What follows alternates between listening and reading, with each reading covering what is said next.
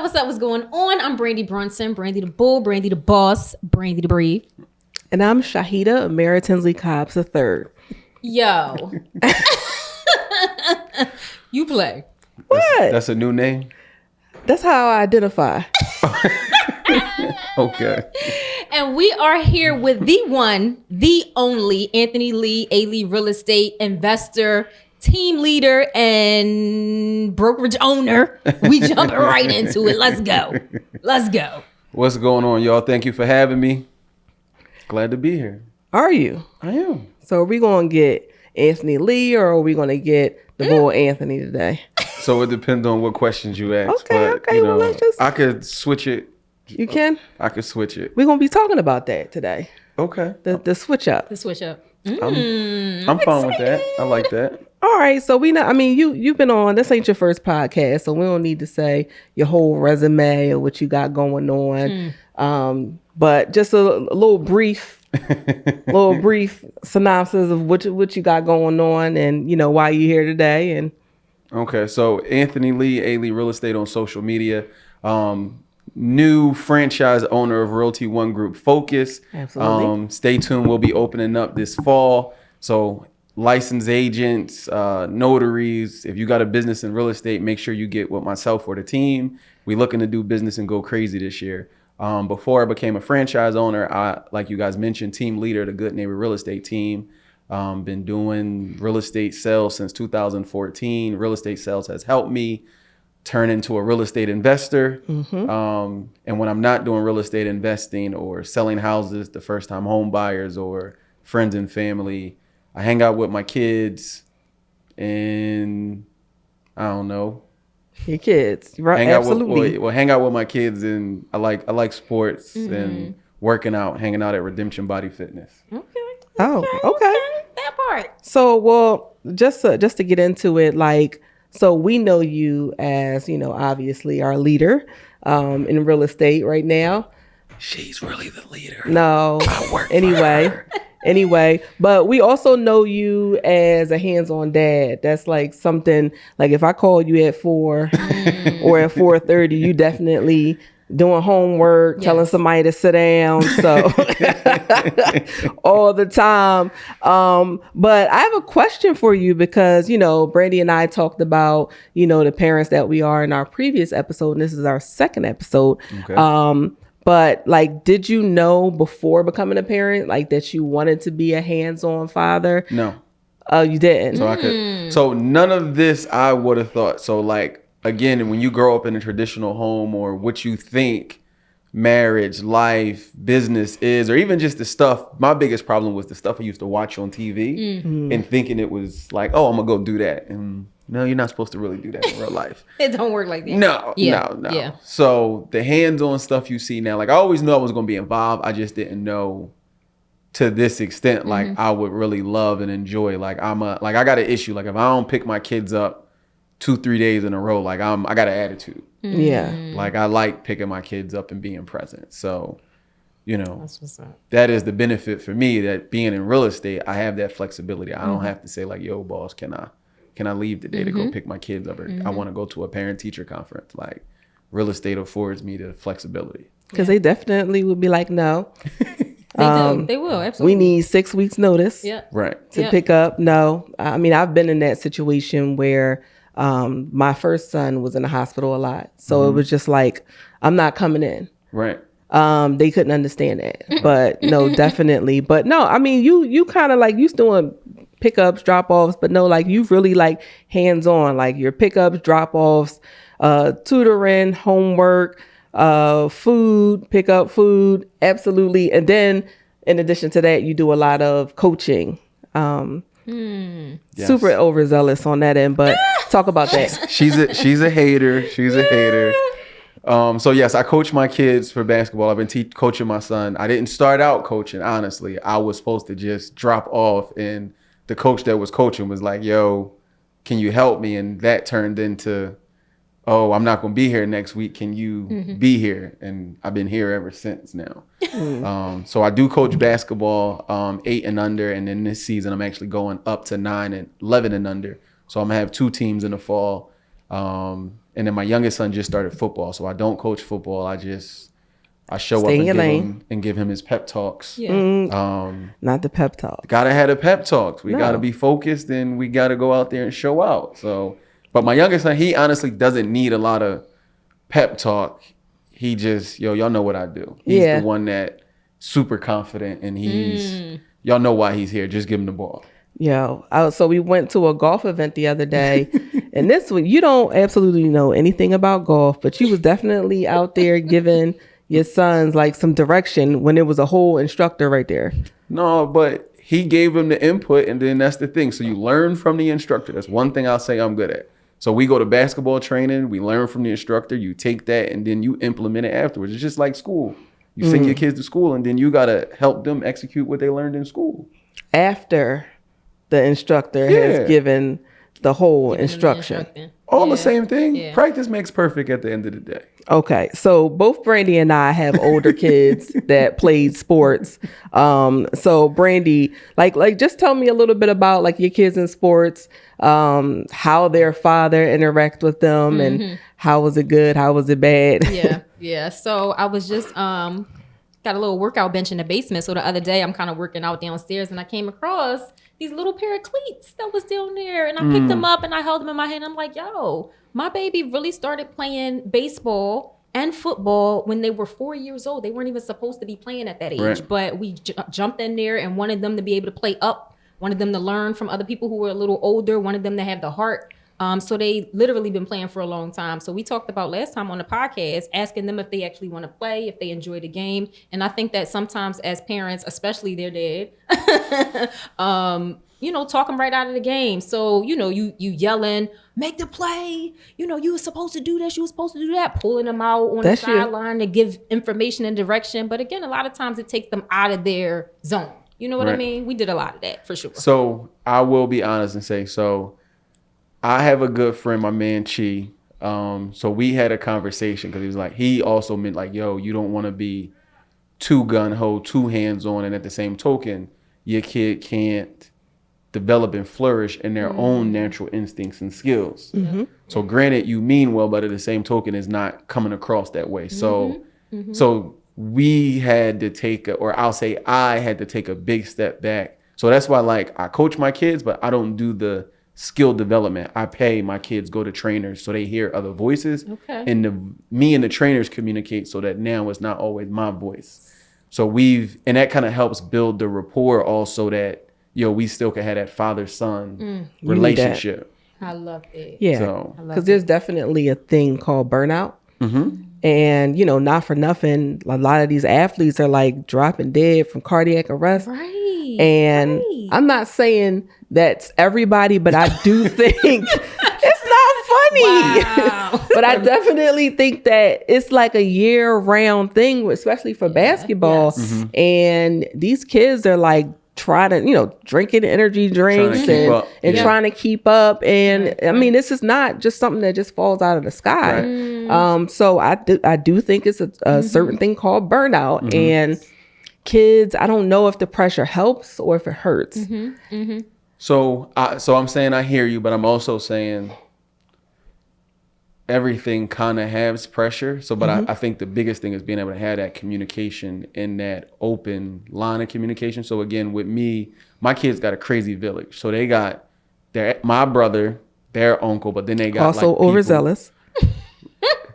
So mind your business. Look, so that's how all the moms be. So it's like a mom section. Like, let them have fun. Let my kid play. Because I even get cursed out by some of the moms. Like, yo, my kid's not like, yo, you want to win or you want your kid to oh my God. You want to play. Like, so, and like, it's crazy. So I'm just saying, we 2 seasons in a row where we went undefeated and won the championship. I understand. So I'm not saying, we never set up to go undefeated and to have that level of bar. But now I promise you, the parents from the other teams are trying to get their kids on our team. Yeah, the winning team. So and it's contagious. So again, like you said, so I also try to have fun. Like we go to practice, like you said, I like to eat, get snacks. So we find cool places to go eat because that's our downtime. But then like you said, I kind of trick them or manipulate them.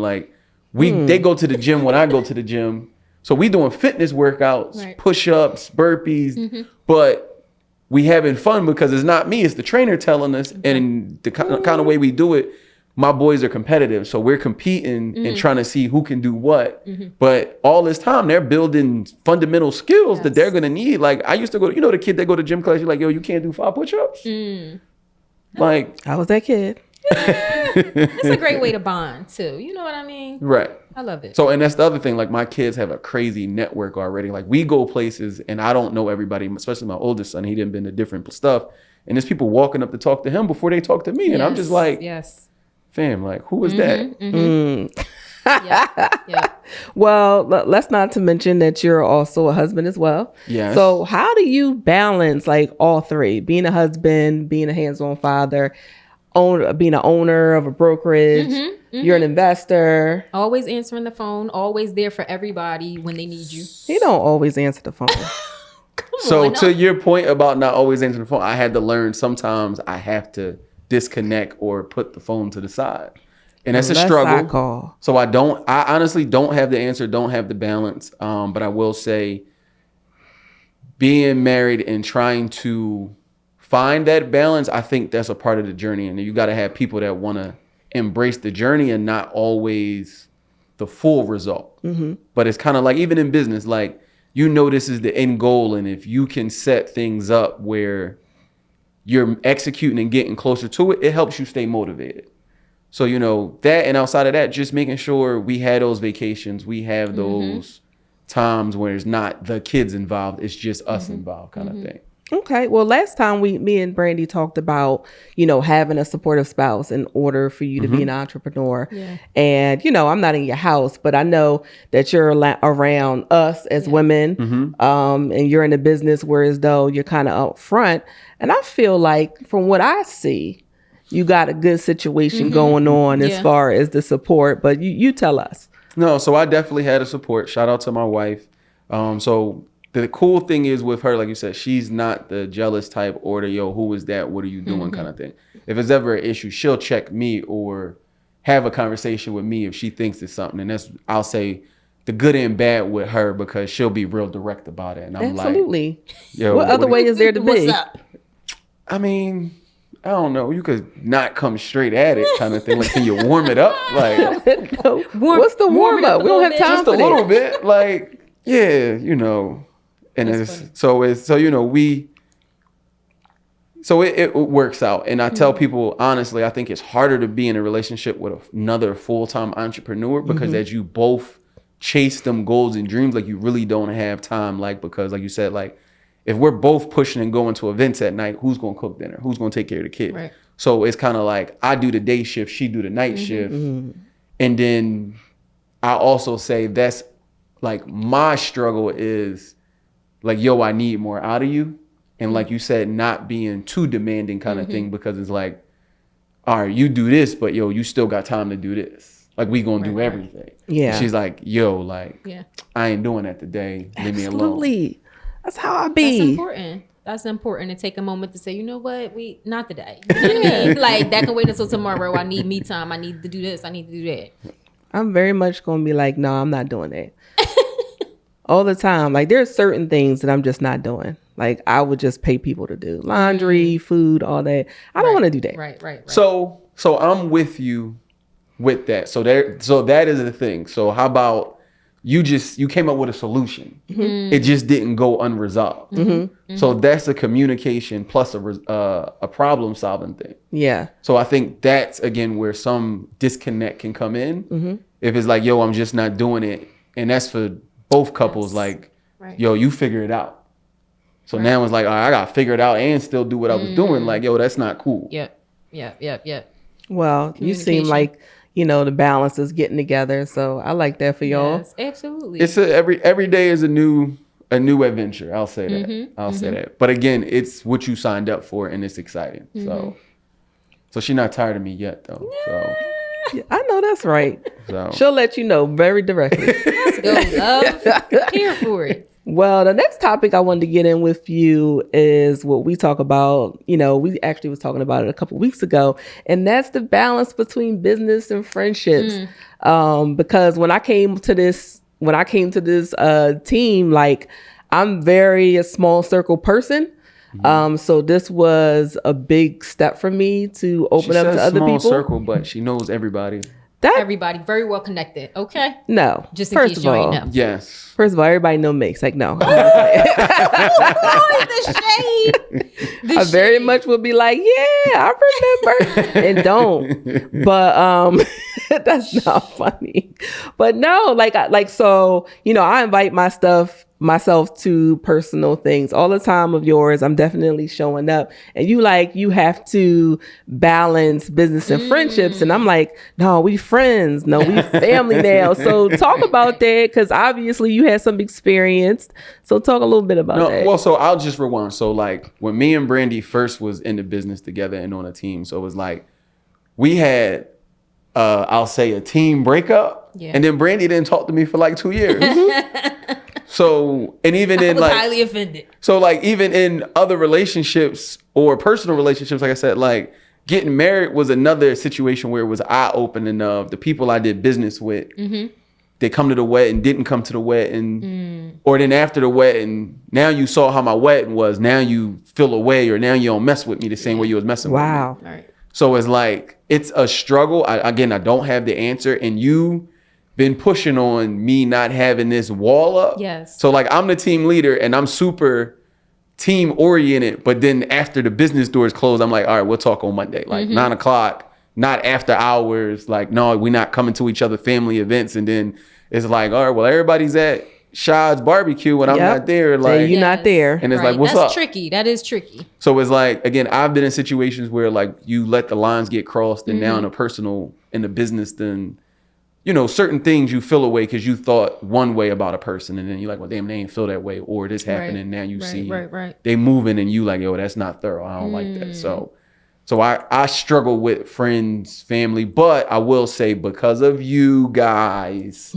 come on, not super, but I'm back to being open about like, yo, it is what it is. We just gonna let it be what it's gonna be. And again, I'll say having a spouse like my wife, she pick up on the bull crap super quick, or if she not feeling the person. And it's more so I'll say me, I have to start listening to her intuitions, because she'd be like, yeah, I don't trust that person. Okay. Absolutely. Right. All the time. We be knowing. She be right.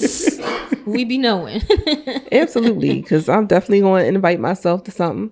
And I'm be mad if y'all don't come to my stuff. And you know what? It's easy to like people and see how they move, and you're always inspired, always motivated from the people around you. So I think it's easy to build a friendship when you're doing business. As closely as we work together, we talk often. We're going over deals often. We meeting on team meetings weekly, in the very least. So I think it's easy to build bonds and friendships and to cross lines. So we gotta keep it business. Yeah. Well, I think we passed that part now. Absolutely. Shada invited us to the barbecue. And we went. And we went. So now y'all was just at the Phillies game hanging out and whatnot. Yeah. I mean, it was a vibe. It was fun. It was a vibe. And it's not forced. So I don't feel no gripes about it. Because like I said, this is my first experience of being around people in this business that I actually like outside of the business. Right. So, other than the closing, we can hang out. Yeah. Like, no, after the closing, then we going to go get something to eat. Then we going to go here. And then I'm like, where y'all going?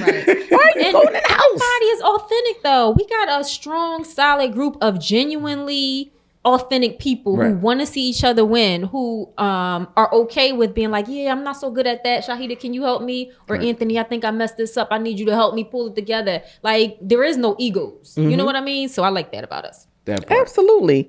Well, just pivoting into our next topic, I'm going to title this as confidence versus arrogance. I was excited about the next topic just now. You had me hyped up. I love it here. Absolutely. I mean, I don't know. What's your take on it? Because, in this business, like, I think you very much humbleable. Like, you not like, hey, I got this, I did that, I accomplished this all the time. You say a lot without saying a lot. Right. So how do you feel the need to like kind of like teeter on being, I guess, arrogant versus confident, especially as being a man? Yes, this was a good one. It's a good job. So I'll just say again, having kids, being married, and just maturing. So again, what I thought I needed to display when you are arrogant per se, you really miss building your skill set. You really miss the execution, because now it's about showmanship. Now it's about putting on. And as we see on social media, most people are putting on. Yes. Most of the people that are selling you something are not living what they're selling. So for me, I've had humbling experiences where I thought because I was doing this, I was in this position. I thought because I had this, I was in a certain position. And when you look at your bank account and you still have overdraft payments or an opportunity arises and you can't execute because you don't really have it like you portray it. Yes. You talking that talk. You realize like, yeah, this ain't it. I really need to go do the grunt work. I gotta go really get it. Right. So for me, I'm more so the person of I let my work for it speak for itself versus let me show you, let me try to present in a certain way. And honestly, I still struggle with it because it's like, I feel like more people should know about not just me, but the team that we have and the things that we do. But because we don't portray certain things or we don't speak certain, I'll just say in a certain volume. Yeah. Not everybody flocks to us per se. However, I feel like we do the business and the type of business we do because the people that are meant for us, they can see it and they rock with us. Yes, Absolutely. yes. And now we don't have to backtrack and try to keep one up in the ante or doing different things because no, like we really do it. Like, yo, I really buy properties. Like I just left, talked to the contractors, made a payment because it's Friday because they want to get paid, you know, drop the kids off. Like, no, I really talk what I do. And then like we was just talking like you got a settlement today, right? I do have a settlement. Yeah. So it's like we're not making this up. Yeah. Like we really are out here executing. And I feel like when you're executing for the long run, you don't have to worry about, yo, let me portray this certain thing. And don't get it twisted. I ain't gonna lie. I ain't gonna say a crazy ego because it's been tweaked, but I'll just say my mind can wander and like I could poke my chest out on some crazy stuff. But again, I realize like I'm not really in it for the applause. I'm really in it for the results. Results. Gems. I specialize in results. I like it. I like it. Brandy, like you talk a little bit about this because I feel like when you walk into certain rooms, you know, you can definitely portray like a lot of confidence and maybe might be, you know, confused with arrogance when no one I think that's people's perception of you just on their own. Yep. So it's tough because perception is really a big deal. I think people already think and assume they know who I am based off what I say and how I speak. And oftentimes I do shrink when I'm in certain spaces with certain people. My confidence does sway from, you know, one place to another, depending on what the situation is or how well I think I'm doing amongst my peers and stuff like that. So I'm human like everybody else. But I think it's important in this business to show up and let people know I'm good at what I do. I'm confident in what I'm talking about because it's thousands of other realtors they could be working with. So you really have to show up for yourself. You have to sell yourself to people. You have to be the face of your brand. So, you know, you got to come across as confident without being too arrogant. So I'm going to push a little bit. Go ahead and Here we go pushing. So I'm just saying for Brandy, right? So yes, because you can, the posture, the way you carry yourself. But I'm also saying like when you walk in these rooms and we talking about our peers, I feel like the dumbing down part or the shrinking, you use the word shrinking, nah, we're not shrinking because again, he might do one thing, she might do another thing, but they don't do what you do. Absolutely. So it's like when you know like, yo, this is what I do, this don't got nothing to do with nobody else. Like you go to the bread aisle, it's 12 different brands. But you know what you came for. Most people come for Brandy the Brave Bull, Brandy the Boss, Brandy the Bull. That's what they want. That's what they was asking for. You know, so it's like, nah, like we not doing that no more. Yes. Not doing no, that. absolutely. And I appreciate you always holding not just me, but the whole team accountable. And we talked about this briefly, that you are a person that sees our strengths and helps us play off of those things. But you also can hone in on what our weaknesses is, our not so strong points. And you have a very soft way of letting us know, I need you to step it up right here. So get me together, Anthony Lee. All day, all night. Well, for myself, like, so my parents kind of spoke confidence into myself and my sister growing up. Yes. The last thing you was doing was coming into our house being a follower or giving a crap about what anybody say. And I mean, those were the talks at kindergarten. Like, don't go in there being everybody's friend, you know, don't care about what they have on, this, that, and the third. So that was very much ingrained in me very, very young. So I can see how kids and my peers, now that I'm an adult, looked at me back then. Right. Okay. Not because I thought I would had this or thought I had that, but I knew I had like supportive parents. I knew I had a village. I was confident in my strengths, and I was like that since I was very, very young. And what I want to highlight is how confidence in Black women and young Black girls is not always celebrated and or something that is promoted. It's almost like a bad thing. Yes. Like, you know, if a young girl is walking down the street, she likes what she has on, she's fast, or she thinks she's all that, or like, those are the things that I remember hearing when I was younger. Oh, what do you think, you're cute? Yes, you're conceited. And I'm just like, well, you don't think what you have on is cute? This is why I wore it. Right. Like, so, and then if you just fast forward to nowadays, it's still a issues. Like if you think about Sha'Carri Richardson, Angel Reese, Venus, Serena Williams, like these women are great at what they do. And it's almost like they need permission to say it. That part. Yeah. And it's annoying. And even with Sha'Carri Richardson, like, I really don't see a difference in her actions in the way she's conducting herself now versus before. The only difference is everybody had a chance to see her fall. And so now we're giving you permission to think that you're great. And it's annoying. I love her comeback. I love what she's doing. And I think that standing in your greatness for whatever reason can make people uncomfortable. Absolutely. So I'm going to just say so I understand what you're saying, but then I'm also saying that I think it's whether it's male or female, because you got to think about all the people that talk trash about LeBron. This man ain't done nothing wrong, but because he's been excellent for so long, it's like they can't wait. But I think that's human nature or society's nature, where nobody wants to see the top person stay the top person. So they celebrate you when you come from the struggle. They celebrate you when you are figuring it out.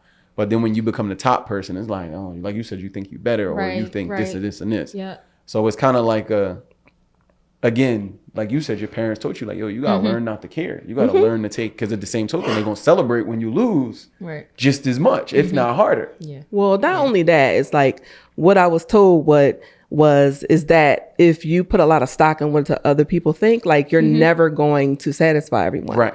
So now you're just attached to what everybody thinks. Right. And that was something like, I could not come home and be like, oh, well, I don't like this, or people didn't like my outfit. I mean, that very much might have got me, you know, popped in the head. And like, you know, when you tell kids, oh, get good grades, do this, that, and the third, those weren't the lessons that I got, because my mom and my dad felt like all of those things would fall in line. Right. If one, you're not a follower and you're a leader, and two, if you didn't care about what nobody said, everything else would just fall in line.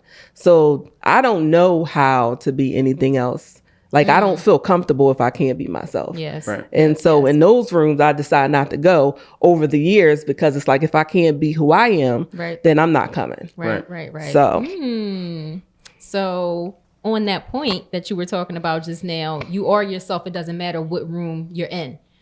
So jumping into our next topic, based off who you are in the room that you're in, like for instance, me, if I show up as Brandy the Brave, people are like, okay, that makes sense. We want to see the energy. We want to see the confidence. But, you know, is that the same climate as me showing up in a space where they don't know who I am and I'm still that person? Do they perceive me the same way? So code switching, being yourself, and showing up in a room as a different person, or changing your language, changing your body language, the way you talk, the way you speak. Is that something that you do based off where you are, who you're talking to? No. I mean, even if I tried to do it, my face would say a totally different thing. Your face speaks for you. Yeah. Absolutely. Like, I definitely don't even know if code switching is what it's really called, because I feel like no matter what your culture is, like, you're not going to be the same person in a business meeting that you would per se be if you're drinking with your friends at night. Right. I'm not even the same person when I'm driving as when I'm, being a mom at home. Okay. I'm horrible at driving. Like I turn into a totally different person. But I definitely think that, you have to switch up your conduct and the way that you act, but not your person. Right. You need to be that same person. I definitely can't do it. How about you, Anthony? So I could do it. So I can say for me, I struggled with this, especially when I was younger. Because again, I went to private school, predominantly white private school. So how I acted when I was home with the homies or around the way was different than hanging out with Jimmy and Billy in the class. And there's only 2 black kids in the class. We couldn't talk about the same stuff, and they didn't understand what we were talking about, so it just was a disconnect. They understand now. Yes. Yeah, 2023 is different, right? But even going into some of the spaces that we go into now in regards to business, so it's not necessarily, I would say, full-fledged code switching, but to Brandy's point, there is a different posture or demeanor you carry going into these certain rooms and arenas. But also too was something I learned when I'm going into arenas where the people's positions are really solidified. It's not as much chest bumping or ego. Oh my God. Wait, say that again. Yes. Say it again. Yes. Yeah, it's not as much, the testosterone doesn't have to flow as much because So it's not a pissing contest. no, Okay. it's not. Right. It's not. So For sure. I'm gonna say in some of those rooms, right? So in those rooms too, because those, I'll just say male or female, are solidified, they welcome new people because they're really trying to help pull you up. Those rooms are few and far in between versus, like you said, it's certain rooms I know when I go in, it's going to be a lot of fluff, a lot of, you got to go around this and pacify this person in order just to get the information that you came for, kind of thing. Wow. So to your point, like you said, like I have to pick and choose how many times I could go into them rooms or what if it's even worth going. There. Yeah. Right. But yes, it is a thing. And I think it's just the climate that we're in overall. Like they say things change, but some things don't really change. And I feel like, and that's why I'm a big advocate for black males going to college, because I feel like that's really one of the places that you can hone in on your different skill sets in an environment that you literally could walk into a different room, a different place every day with different people and challenge yourself, good, bad, or indifferent. Yeah, well, I definitely agree. I'm for college for the experience, not so for the education, depending on what your major is. Right. No. So I'm definitely not like, you got to go to college because that's going to help you make certain amount of money. Like, no, I'm going to college because that's, for me, at least, that's how we build our network. So if you're not a person who had friends and family that had a boat or people would know about credit, you're going to meet them people in college. Absolutely. And I'm not saying you need to go $100,000 in debt to build that network. But again, a lot of people are going to these events and these networking events and paying thousands of dollars, and you're paying for somebody to give you information that you could get through building relationships. But in addition to that, you're really maturing during that time, and you're also building your skill set, which I feel like is the difference that you get in college. I agree.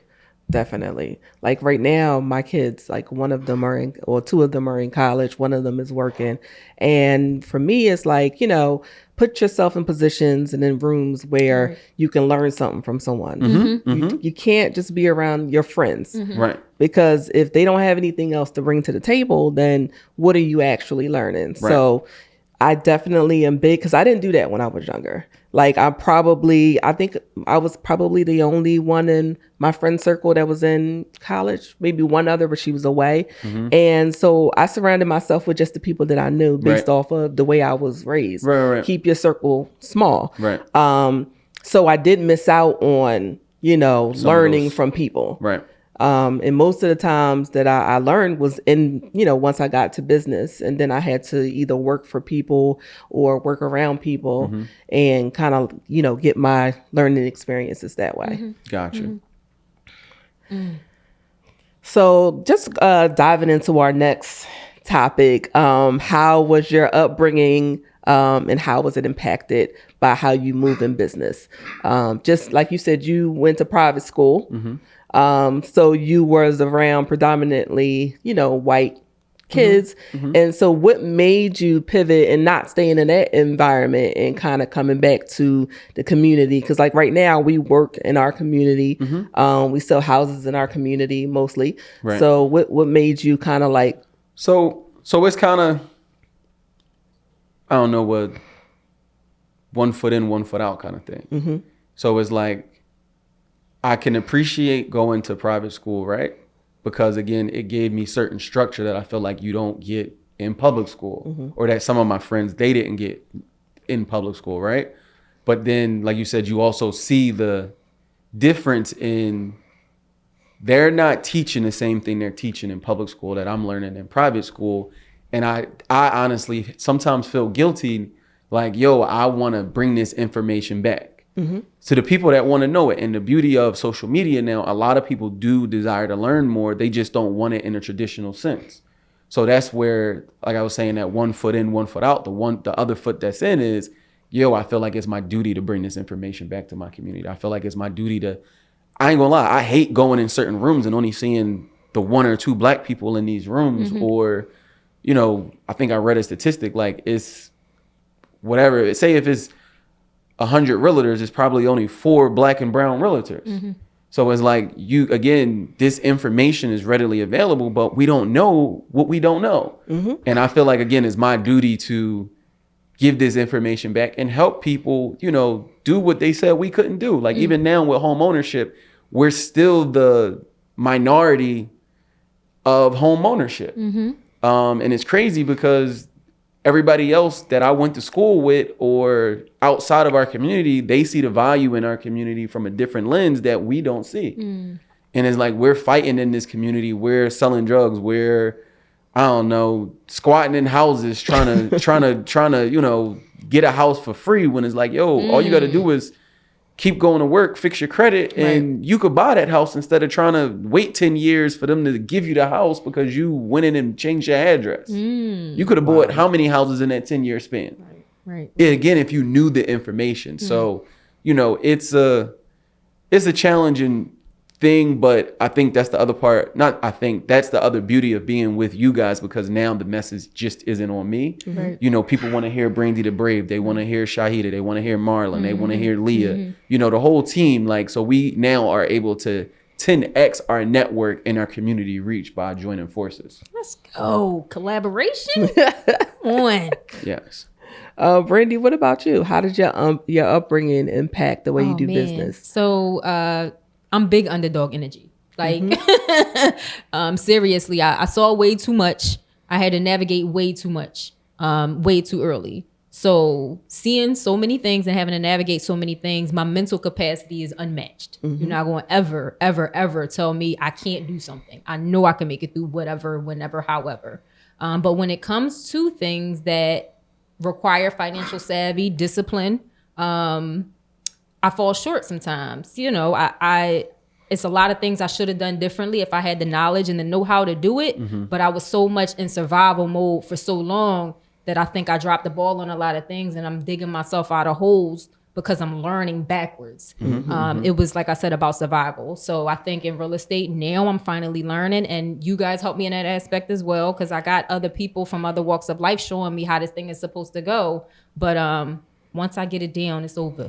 Okay. Well, you definitely are getting it. And I think it's not just, like you said, but I think it's our community in general. Most of us learn from survival or getting by kind of thing. Right. And it's not even, I ain't gonna lie, for it's not even just our community. It's people overall. Because they say, like, most people don't have $1,000 in their saving account for an emergency.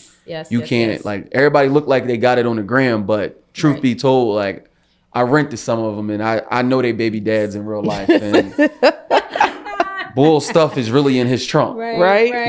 He really don't have a key when they be beefing, or even some of the young ladies, like, they look good on the gram and at the hookah lounge, and they ain't paid rent for 2 to 3 months. So, oh my God, dropping tea, like you said, like it's catfishing. It's a tough thing to unlearn, but that's why, like you said, I'm not. So that's part of why I'm so hands on with my boys, because it's like knowing what I know now.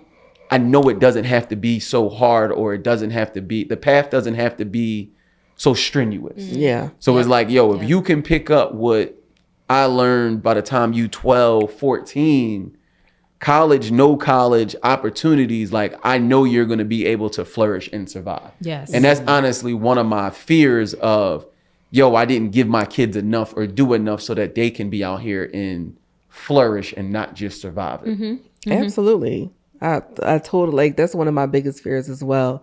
It's like, I have like a whole book, like nobody's going to do it the way I want it done between, you know, like I said. Can you go back? You have a what? No, I have a whole book of like how to do stuff like that I have, that my kids know that I have, because if something were to happen to me, like I need them to know how. Yes. Oh my God. That's dope. Yeah, because I'm like, that's my biggest fear. Like, you know, I got my stuff set up, life insurance and all that. Something that happened to me, you know, I know my husband, I know you're going to be all falling apart. So I'm going, you ain't gonna be able to function. So I'm going to have to, you know, somebody going to have to take this book and just definitely put things together. But, you know, my kids are, I would say right now, like my son, he's, like I said, they're in college. They're figuring it out. I'm not putting too much pressure on them to be like, all right, you gotta hurry up and get out, or whatever the case may be. Right. But, you know, I'm just trying to give them a little softer life than, and I didn't have a hard life. I'm not even going to act like I did. Like me and Brandy was talking earlier, I was low key spoiled. But my parents didn't like know what direction to put me in. Like they didn't say, all right, this is a good choice, that is a good choice. I figured those things out on my own, but they very much was going to support anything that I did, and help wherever they could, but they just didn't have any direction for me. Right. But I think even in that, the beauty in that was like, imagine being 18, 19 and it's like, yo, I got to choose between doing something for my future or doing something to help my family, because if I leave or I do this, my siblings don't eat. My mom don't pay the electric bill, kind of thing. So that's why I think is, you know, like what you said, to your point, like trying to put the kids in position so that even the work that we are doing, and I want you to know, like, yo, you have done a great job. So it's not like it doesn't go noticed. Right. So I'm sure your kids and you know, everybody in your circle sees it. That's why you're the go-to in your circle. Yes. But now it's like, yo, we need the next generation to take it to the next level. So, you know, hopefully in that book, they take it, put the sauce to it, use the cheat code. It's very break down and how to and next steps and all that. I could imagine. Yes. Because I know how you do your emails for real estate. So I could imagine how it's got 12 steps with a timeline and who is what and where what is. Answer but what the a phone. great tradition to pass down. Like, hopefully that's something that continues the next generation and the next generation, so that they always have a blueprint of what needs to be done and what needs to be, you know. Ooh, you know what I mean? The family blueprint. Yeah. Oh, listen to y'all. Yeah. Seriously. We might have just Let's developed go. something We did right something here, right on the podcast. We did something here. Let me share the book. The family blueprint. Absolutely. I love it. I wanted to, we, you know, as real estate professionals, we definitely have to talk a little bit more about real estate before we go today. So the balance of real estate right now is, you know, buying the house that you want versus buying the house that you can afford. And I'm actually in that position right now. So I do own a couple properties that I don't live in. I rent because I was in a situation where I was living in one of the houses that I actually owned, and they were shooting on the block. And that had never happened. One bullet went through the head. What is it called? My windshield. Okay. Well, I wasn't in the car, but that was like, God was like, all right, so you ready to go now? It's time to go, right. And I mean, it's not a horrible area, but I was like, all right, I need to get out of here. Right. So I quickly found somewhere to rent. I'm still there. I'm in a situation where I want my father to live with me. So I'm looking for more square footage. And then I still want to stay in Philadelphia. So I'm having a hard time finding something. A happy medium. So yeah. So like right now I'm renting opposed to buying, and I don't find nothing wrong with that. But me and my husband just talking about buying another property, and maybe we need to buy something that maybe we're not going to live in, or maybe, isn't the best, environment for us right now, but we can just buy it and rent it out just to buy something, because we just never know what these prices are going to look like. Right. So what do you think about that? Like when sitting down with buyers and they want this, but their money can only afford that. And then they're like, well, I'm going to wait. And like, so what do you say to that? So I'm definitely not waiting. Like I just actually found out, I did a post about this today, and we're waiting. We really don't know what the future holds. So whether there's another pandemic, whether the prices keep going up, the biggest thing is if the interest rates go down, the floodgates is going to open back up. So you're still going to end up paying more. So it's like, you might as well, to your point, bite the bullet now, and you might not get the 6-bedroom or 5-bedroom house you want, but you have a house, right? And the thing is, that house will now put you in position for when the rates do drop. At least you can use that for leverage to get the house you really, really desire. Absolutely. But you're not going to be able to leverage anything because you pay rent. That's all you get is the rent. Absolutely. And again, the beauty of it for you is you're renting, but you're still in position to own. And I think people confuse the two. It's a difference between renting because you have to rent, like we talk, and even going back to being in survival mode. Right. It's a difference when you do things because you have to, or because you feel you don't have any other options, but you own other properties already. So you're in position and you have assets that, again, you can use to leverage to move forward. Yeah. Right. Yeah. So we moved into our house over 15 years ago. And the interest rates were pretty decent then. But I remember having conversations about, purchasing a home and what the process was like, because it was my first time doing it. And those people right now, some of them still have not purchased 15 years later. So it's like, how long we going to wait? How long y'all going to wait? Right. What are you waiting for it to happen? It may never come. Like, if you can do it, do it. Right. And to your point, like, I had a situation, I'll be transparent. A month ago, my credit score dropped like 40, 50 points in the middle of the night, like a Friday. So it's like, you're waiting and life happened. So luckily I got my score back up because of the resources and the team we have. Hit my credit guy up. I don't know what this is. We going to have to figure this out. 3 weeks later, paid some stuff, fixed some stuff. Now my score went back up 60 points. Yeah. So it was like, Yeah. Again, I never want to have to do something out of a scarcity or a forceful situation. Yes. But it's a difference. Like when you're in position, is like, you can move how you want to move. Absolutely. That part. Because my rent definitely going up in October. I've been trying to get my landlord just to sell me the house. Quiet as it kept, the house is too small. I really need 2 of them. Okay. I can't find 2 houses together. I can't find one house that I like. And I'm just not going to move anywhere and rent anywhere. So I'm just going to stay where I'm at until I figure it out. Until it comes. Got you. Yeah.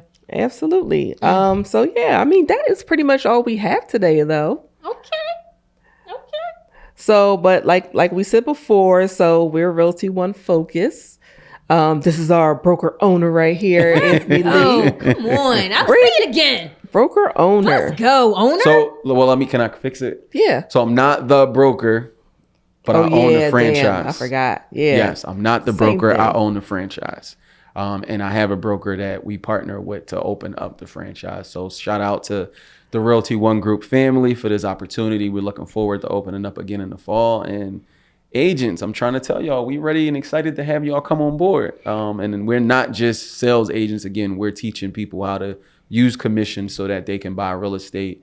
So they're not just dependent on their last transaction, because, no agent wants to be in survival mode, and then you're supposed to be trying to help people. Right. So that's the difference. Again, with us, we're not forcing people to sell because we need a check. Like, Absolutely. when you find the house with us, it's because you found it and fell in love with it. Yeah, we definitely not collecting agents. Our trainings is hands-on. Like I said, I've been in the business for 15 years. I've never received any type of training that actually can fully prepare me for the situations that we walk into every day. Right. So definitely, reach out to one of us if you have any interest in joining a team that can help you elevate. So Brandy, who do we have next week? Oh, man. Next week, we got Lonnie Perry, y'all. Listen, Get in line. Fitness, Yup. LDP Realty, big energy, awesome guy. I mean, listen, he brightens up a room when he walks in. This man can speak to anybody. He can work a room like no other, and he is going to get busy here next time. Absolutely. So we see you guys next time All right. on our bye. third episode. Thank you guys. I appreciate it. And salute to Absolutely. you Thanks ladies. for coming. Salute.